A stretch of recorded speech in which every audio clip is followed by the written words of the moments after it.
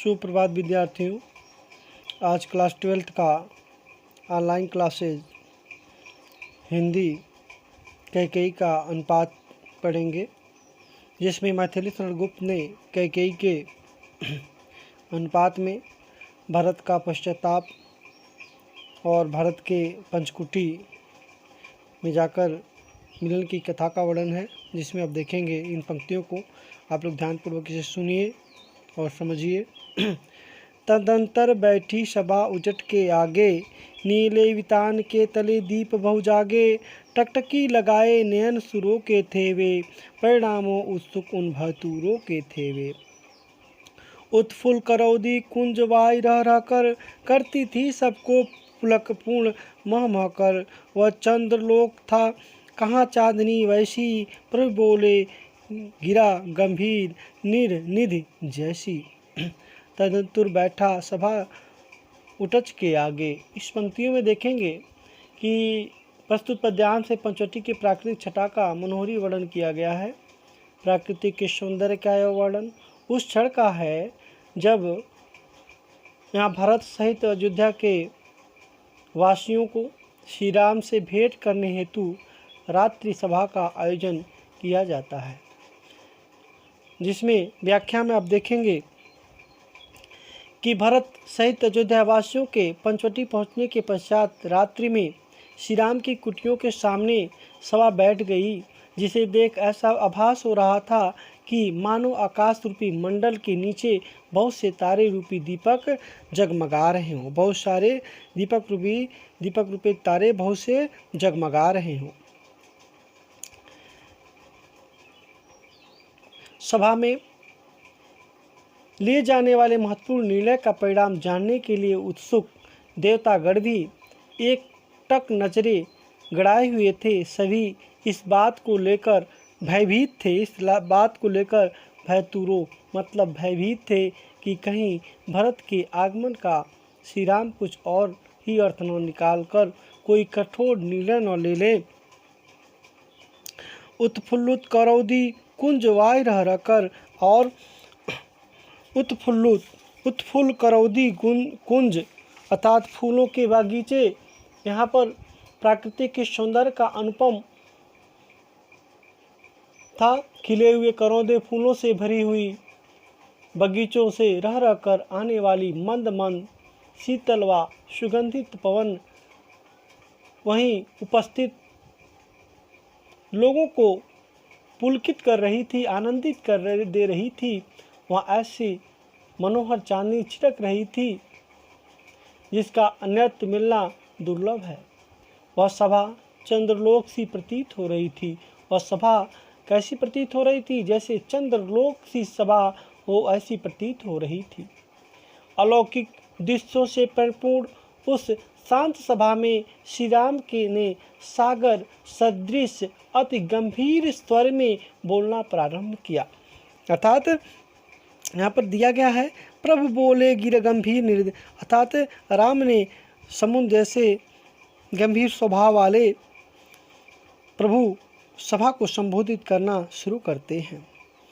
हे भरत भद्र अब कहो अभी प्रक्षिप्त अपना, सब सजग हो गए भंग हुआ जो सपना।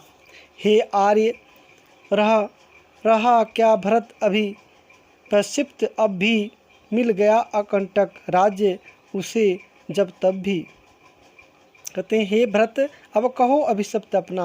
आप कहते हैं कि जब राम अपने अनुज भरत से कहते हैं कि अब तुम अपनी इच्छा व्यक्त करो, तुम अपनी इच्छा क्या करो? व्यक्त करो। प्रश्नवाचक चिन्ह है, प्रश्न पूछ रहे हैं। इस पर भरत तो वहाँ उपस्थित सभी लोग वैसे सावधान हो जाते हैं जैसे स्वप्न टूटने पर कोई व्यक्ति सजग हो जाता है। यहाँ कहने का तात्पर्य है कि सभी लोग राम भरत संवाद को सुनने और उनका परिणाम जानने के लिए व्याकुल हो रहे थे। राम की बात सुनकर भरत कहते हैं कि हे आर्य, जब भला मेरी और क्या अभिलाषा शेष होगी जब मुझे अयोध्या का एक छत्र राज और आपको वनवास मिल गया, आपको वनवास मिल गया।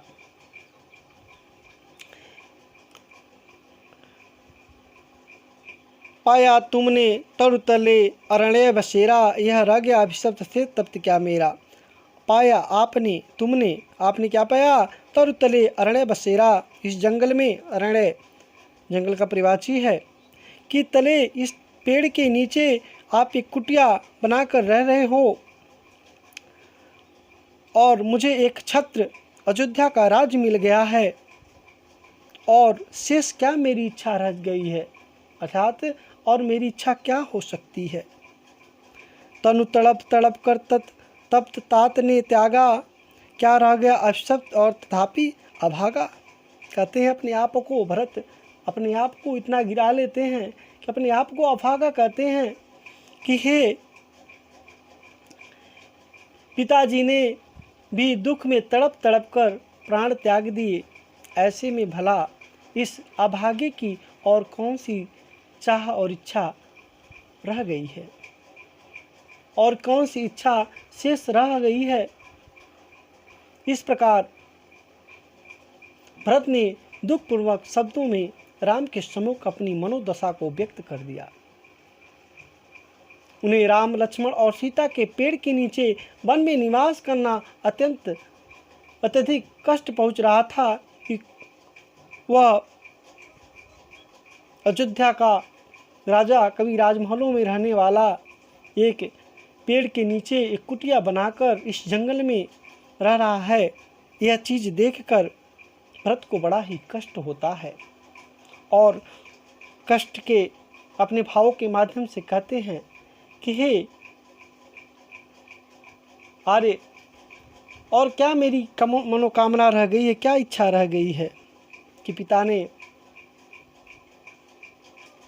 तड़प तड़प कर प्राण त्याग दिए और आप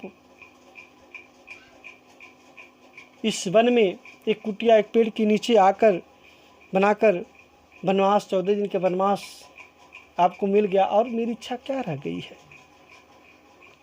आगे देखेंगे। हाँ, इसी अपयश के हेतु जनन था मेरा, निज जननी ही के हाथ हनन था मेरा। अब कौन अभी सिप्त और आर्य, वह किसका संसार नष्ट है, भ्रष्ट है हुआ घर जिसका।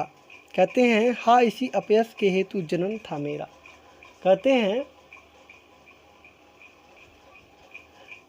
भरत अपने भाग्य को कोसते हुए राम से कहते हैं कि हे इसी विधाता की विधाता ने मुझे इसी अपयश हेतु जन्म देना था, अपनी ही माता के हाथों मेरा वध लिखा था, मेरी अपने ही माता के हाथों मेरा अपमान लिखा था। उस व्यक्ति की क्या इच्छा शेष रह गई जिसका घर संसार सब कुछ नष्ट हो गया। आज मैं स्वयं अपने आप की नज़रों में गिर गया, अपनी ही नज़रों में गिर गया। मुझे अपने आप से बहुत घृणा हो रही है। मैं दोषी हूँ, स्वयं मैं ही अपनी उपेक्षा करता हूँ। ऐसे में आप ही कहे आर्य कि मेरी क्या कौन सी मनोकामना शेष रह गई होगी, कौन सी मनोकामना और शेष रह गई होगी। हे आर्य, आप ही बताइए, मेरा संसार नष्ट हो गया, भ्रष्ट हो गया, जिसका घर ही नष्ट हो गया हो, उसकी कौन सी मनोकामना शेष रह गई हो। सब कुछ लूट गया मेरा। आगे देखेंगे। मुझ में मैंने ही आज स्वयं मुँह फेरा, आज मुझसे अपने आप को देखने में बड़ी घृणा हो रही है। मुँह फेर लिया, अपने आप से मुझे घृणा हो रही है। हे आर्य, बता दो तुम्हारी अभिषिक्त मेरा कि अब और कौन सी अभिलाषा हो गई जो व्यक्ति अपने आप से कितना घृणा करने लगे, जिसका संसार उजड़ गया हो, जिसका अपने ही द्वारा उसका हनन हो गया हो, अपमानित हो गया हो, वह व्यक्ति हे आर्य, उसकी कौन सी अभिलाषा शेष रह गई होगी। प्रभु ने भाई को पकड़ हृदय पर खींचा, रोदन जल में सविनोद उन्हें फिर सींचा। ये सब बातें, भरत के विवादपूर्ण बातों को सुनकर राम ने अपने अनुज को हृदय से लगा लिया। प्रसन्नता के कारण उनकी आंखें भर आई और उन्हें भावुक होकर भरत की प्रशंसा करते हुए कहा कि जिसे स्वयं जन्म देने वाली माता, आगे देखेंगे, जिसकी आयस की थी था मिलेगी किसको, जनकर जननी ही जन न पाई जिसको। भरत की विवेकपूर्ण बातों को सुनकर राम ने अपने अनुज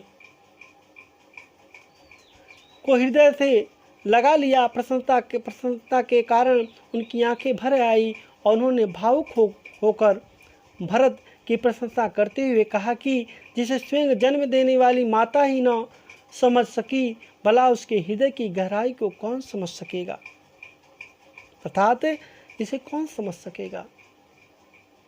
इस प्रस्तुत पद्यांश में राम भरत के आत्मीय प्रेम और भरत के उच्च विचारों की अभिव्यक्ति की गई है।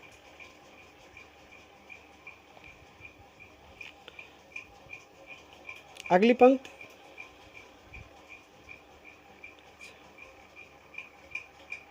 यह सच है तो अब लौट चलो तुम घर को, चौक सब सुनकर अटल कैकेयी के स्वर को। राम की इस बात को सुनकर कि भरत को स्वयं उसकी माता भी न पहचान सकी, कैकेयी कहती है कि यदि यह सच है तो अब तुम अपने घर लौट चलो, अर्थात मेरे इस मूर्खता को भूलकर अयोध्या चलो, जिसे परिणाम स्वरूप मैंने तुम्हारे लिए वनवास की मांग की थी।